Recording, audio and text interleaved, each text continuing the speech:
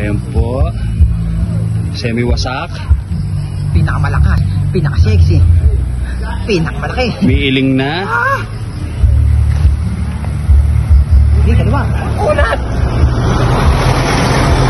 May mas makudat pa dyan. Lalo, tuloy natin yung ano. Iwan.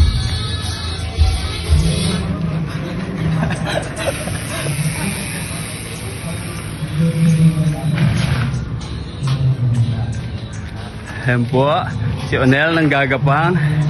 Ito po yung makunat na ahon. May Berdibia. Galing ng tulay.